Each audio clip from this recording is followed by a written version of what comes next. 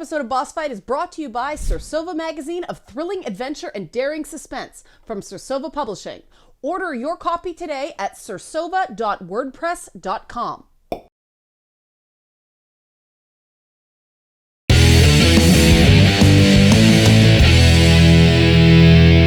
I am the social justice warrior. Outrage, outrage, outrage, outrage. The social justice warrior has been kidnapped by Nice.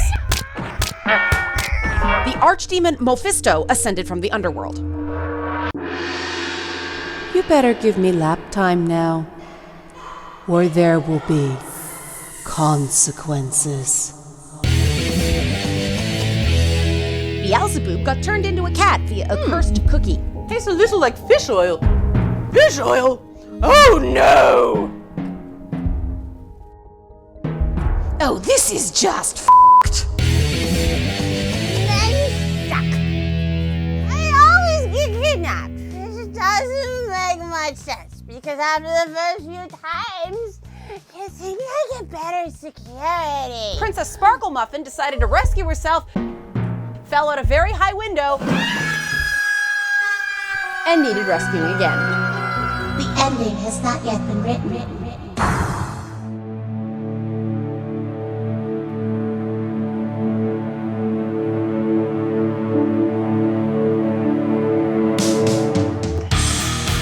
And we thought the Xbox controllers were big. Welcome to Boss Fight, a show devoted to busting myths and bringing you the truth about video games and the people who love them.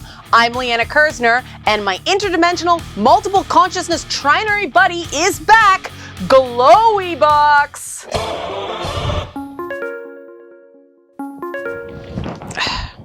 I'll check that later. Based on the stereotypes about gaming and gamers, you'd think the world is ending. So I'm coming to you from my underground survival bunker because calling it a basement would be a stereotype. Oh, good kitty. The myth we're looking at today is the idea that video games are unhealthy, with a focus on the claim that gaming is addictive. Over the years, video games have been accused of contributing to obesity, depression, a host of social ills, and violence. We're not going to deal with the games and violence link yet. That needs its own episode.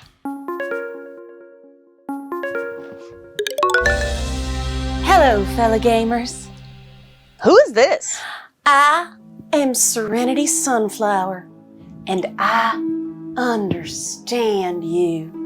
The world is a cruel place where people call you incels and neckbeards and neckbeard incels. But if you follow me, you'll discover love, togetherness, and transcendent bliss. And it's safer than vaping.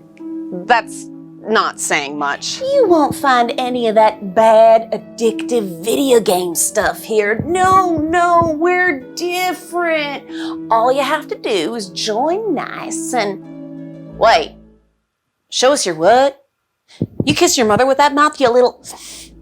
sweet, misunderstood angel. I'm sure that was just a typo. You meant bits. And if you spend those bits, you get this special, reusable, nice beverage bottle, proof you really do have online friends. And it's filled with Serenity's special shine. Serenity, who are you talking to? I'm streaming, Nana! Sure. Looks like Nice, the nefarious international criminal enterprise, is up to their old tricks against video games, especially that part referencing video game addiction. Like many myths about video games, video game addiction is a new twist on old ideas, specifically that the latest media innovation is somehow inherently bad for you. The same thing happened with television, radio, hip-hop music, rock and roll, jazz, and even novels. Yes, at one point, people thought prose fiction was bad for you. Cultures just tend to fear new things that younger people like. Video games have been the subject of various moral panics over the decades, and we'll get to those in future episodes. Right now, we're gonna focus on the idea that video games can be addictive. Hang on, I gotta take this. I apologize for interrupting, but I am being oppressed! Is your Amazon delivery late again? Well, yes, but I am being extra oppressed this time. Did HBO take Girls off on demand? You know, I came here for support, and I'm feeling very attacked right now. Okay, we'll take some deep breaths, and if you're still feeling oppressed in 15 minutes, call me back. Wait, Setting no, a boundary don't hang now. up. Okay, bye-bye. He's been more on edge since he officially transitioned. He says it's the burden of the patriarchy. I hope he wasn't actually anything serious. Last time he did this, it was because he thought there being only 4 houses in Harry Potter was oppressive because it forced house normativity. But speaking of serious, addiction is no joke. Addiction is highly stigmatized and is often seen as a character flaw or a lack of self-control instead of the serious illness that it is. Addiction occurs when a substance or activity creates a surge of dopamine in the brain, which is so strong that it hijacks the brain's reward-related learning. You know, kind of the way your dog thinks she might get a treat anytime you open any bag. Just my dog? Okay. The faster and more intense the dopamine surge, the more likely the substance or activity will become addictive. Over time, the brain develops a tolerance for the dopamine rush. Even though the addict isn't getting the same high, the memory of that rush remains, forming a conditioned response. This is why someone can relapse long after the physical component of the addiction is gone. Once a habit forms, it's, well, a habit. Gaming is an activity that clearly comes with adrenaline and dopamine rushes. That's where the theory that people become addicted to video games comes from. But that's about the only thing that's simple about this topic. At present, there's no scientific consensus regarding how common problem gaming behavior is, or whether it's its own separate disorder or just a symptom of a larger problem. The 2 main guidebooks for psychology disagree. Gaming disorder is recognized by the World Health Organization's International Classification of Diseases, but the most recent Diagnostic and Statistical Manual of Mental Disorders determined that there was not sufficient evidence to determine whether gaming addiction is a unique mental disorder. The only behavior classified as addictive, according to the DSM-5, is gambling. What they do agree on is that gaming disorder, if it's a thing, is rare. Some studies say 1 to 3% of gamers have problem habits. Others say 3 to 4%. Others say 1 to 10%. The wide variability indicates that research on problem gaming is still in its very early stages. But for comparison, around 15% of the population will experience at least one major depressive episode.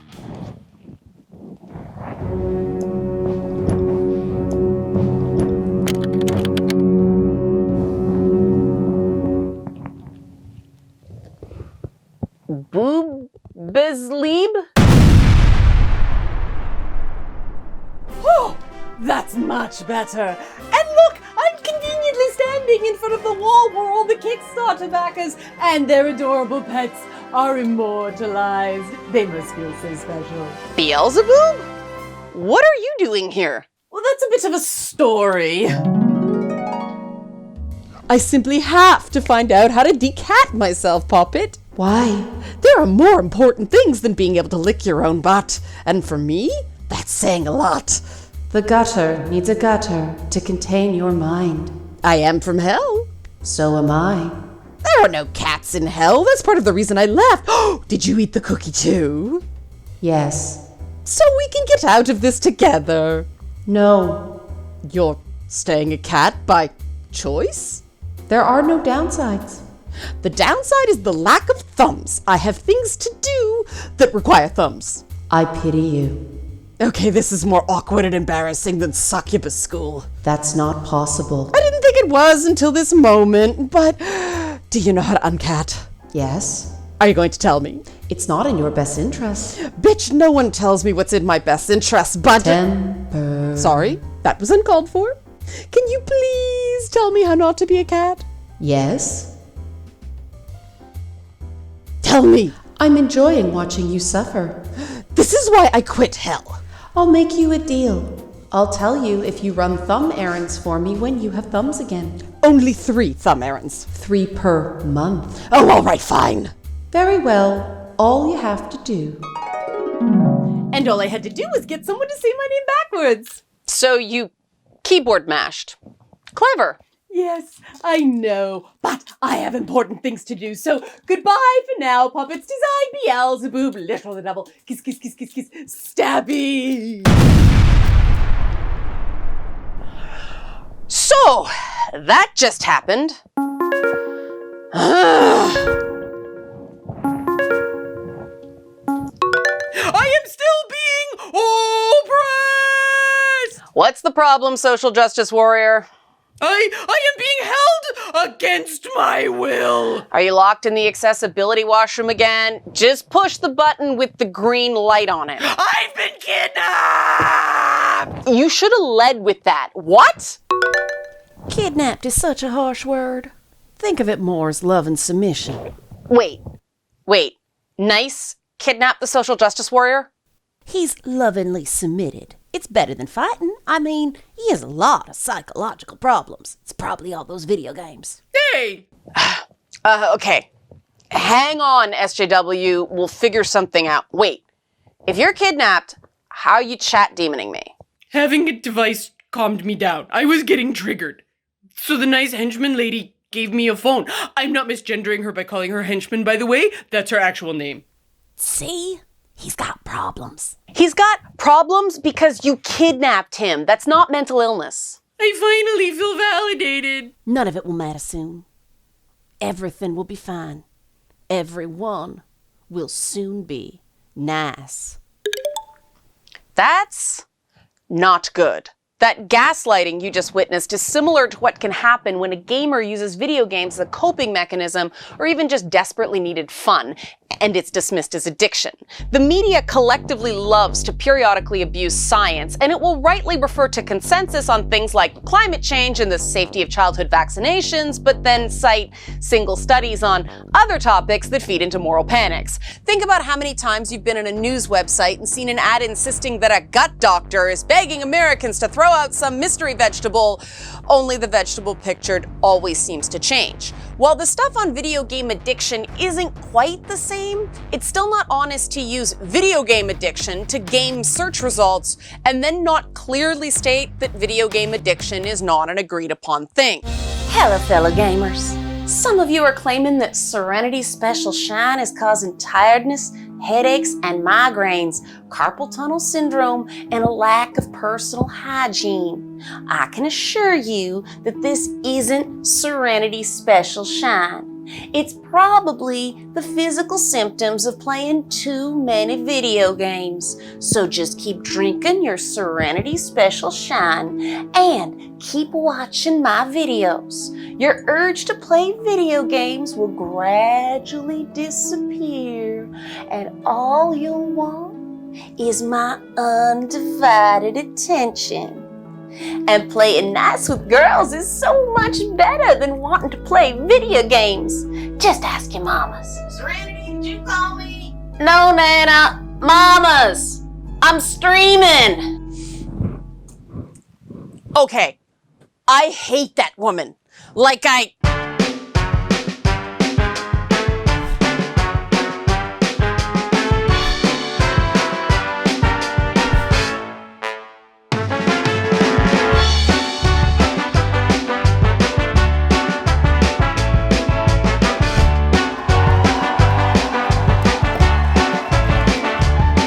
hate The Sims! I hate The Sims! This might be a good time to talk about the use of weasel words regarding video games and mental health, like correlation. Correlation is a totally valid word when dealing with statistics, but those who want to convince you that video games are potentially bad misuse statistics that correlate excessive time playing video games with depression, anxiety, ADHD, and autism. These types make these connections knowing that some people will confuse correlation and causation and believe video games will cause or worsen these conditions. The nuance that excessive time spent playing video games correlates with depression gets translated to video games cause depression. Note that it doesn't tend to work the other way around. You don't see depression causes excessive gaming, and that's actually more likely. Think of it this way. If a severely depressed person plays video games all day instead of just not getting out of bed, that's actually an improvement. And people with ADHD and autism tend to become hyper-focused on things in general. There's nothing unique or special about a fixation on video games. I've met people who do the same thing with hentai. Those are interesting conversations. And the social aspects of video games allow people with autism the ability to socialize and make friends in a way that doesn't exhaust them the way face-to-face contact sometimes does. The emotes, displays of emotion that you can perform in-game, are clearly labeled and easy to understand. There's no direct eye contact required, and a task-oriented common activity makes appropriate topics of conversation more obvious. No one denies that there are more healthy ways to play video games and less healthy ways to play video games. That's true of people's relationship to anything, including food and sleep. We don't say that food is inherently bad because some people binge eat. Have you bought your Serenity Special Shine bottle yet? All your friends have, and you know, all your friends are cooler and more popular than you. So what are you waiting for? Just... Hi, Serenity. Princess Sparklemuffin? What are you... How are you? Princess Sparkle Pony helped. Listen, it was super sparkly fun meeting you last week and playing Super Princess Dance Battle. Girls' night tonight? Sure, Sparkle. Why don't you come over and we'll co-stream? Can we sing show tunes? Please? Sure, Sparkle. I'll text you an address. Yay! See you at Shots O'Clock! See you soon, Princess. It'll be your last drink. Ever. Well, that was ominous. Cue segue to loot boxes. At this point, I think we can agree that there's no evidence that video games are inherently bad for you. This is not the same as complaints that certain elements of a game are manipulative, predatory, or anti-consumer. Remember I said we were segueing to loot boxes? Yeah. Some governments, like those in Belgium and the UK, are even concerned that loot boxes are a form of gambling, which again has been identified as a legitimately addictive behavior. Some gaming executives have assigned the euphemism surprise mechanics to loot boxes, but let's face it, loot boxes are very much like slot machines that dispense in-game items instead of money. Proponents of loot boxes like them for a single reason. They cause players to spend money, and in many cases, overspend money. One company admitted that players could spend up to £1,000 on loot boxes per week. That's almost $1,300 US or 1,700 Canadian per week. Granted, these are extreme cases. The average overspending for people who have pre-existing problem gambling tendencies is about $50 a month or $600 per year US, which is the cost of a basic console. So that's no small amount of money.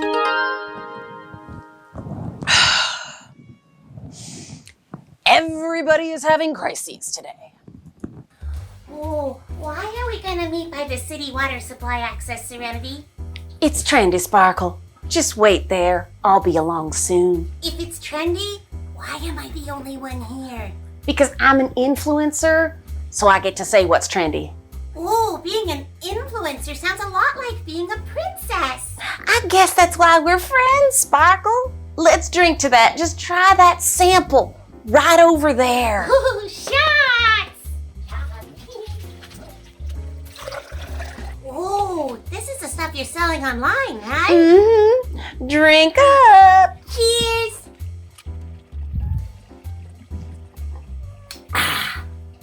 How are you feeling? Fine. I mean, a little dizzy, but no dizzier than usual. That'll change, Sparkle. You just drank a pint of nice spores. Only a spoonful of those allows nice to control your thinking. A lot of people say I don't think in the first place. Soon, everybody's thinking will be controlled.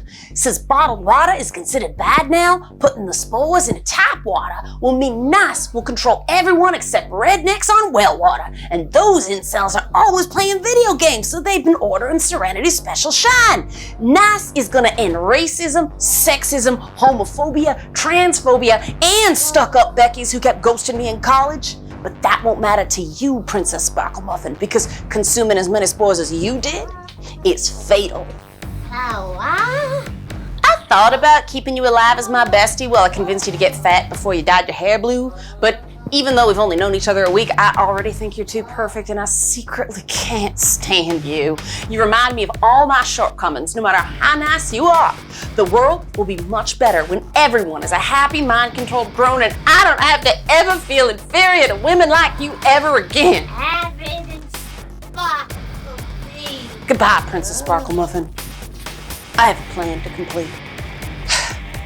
Well, this is a plan easily foiled by reverse osmosis, but still concerning. Let's finish busting the myth that video games are bad for you while we ping Princess Sparklemuffin's location to get her medical attention. Speaking of medical attention, I want to touch on the potential harm of pathologizing a totally healthy, if potentially over-enthusiastic, love someone might have for video games. With the idea of video game addiction in the atmosphere, there's the risk of parents or partners Google search diagnosing a gamer and deciding to just take away their video games, essentially forcing them to quit their addiction cold turkey. This is potentially dangerous. If someone has a mental health condition or is being bullied or abused, taking away their video games is potentially taking away their ability to cope. Diagnose and treat the underlying mental health condition or environmental problem first, then ease someone off of 14-hour Fortnite binges. And if a therapist thinks video games are inherently bad, they're probably not going to be able to successfully treat a gamer. If you demonize the stuff someone loves, that person is not going to trust you and tell you things they feel vulnerable about. And while a therapist is chasing a bogus idea that games are the central problem, essential time is wasted that otherwise could be used treating the actual mental health condition. Video games are a powerful conversation starter. You can learn a lot about a person through their passion for a particular video game, provided you don't shut down the conversation before it starts.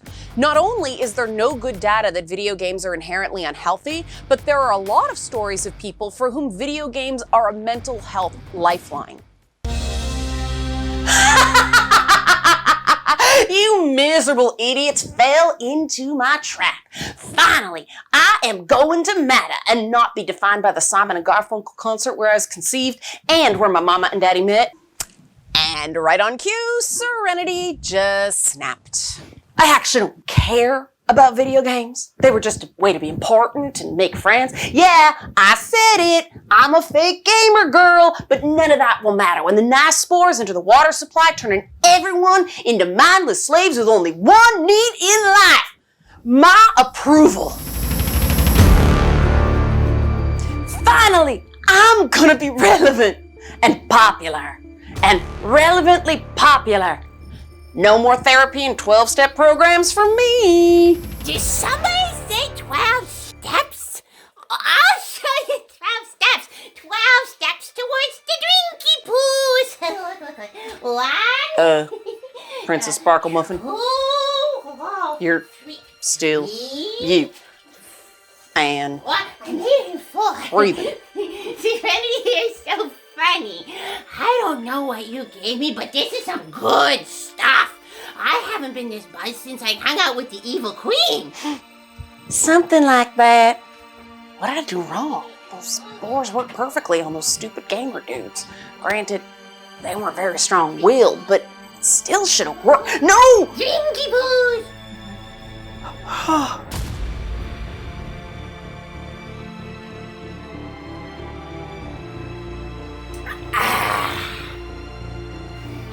I love you, Serenity. I love you. She just drank my spores. My plan. My popularity. But now I have love. I think. I have received a damsel in distress alert. Am I needed? By the way, are you aware that your initials are SS? This is problematic. How did you get a phone? Your nice cleaning lady, I mean sanitation professional, gave it to me. I don't have a cleaning lady. That's it. I can't do this anymore. I hate this. Like you hate The Sims? I love The Sims. Shut up. Serenity Sunflower, you have failed in your nice mission. You were defeated by a sloppy drunk with the attention span of a squirrel and an idiotic collection of neuroses in a Roman helmet. Kiss my grits. I quit. I'm going back to Twitch body paint streaming. Why are you hollering? I'm busy net up. Fine, let's go to the bingo hall. That's objectifying, but we won! I think we won.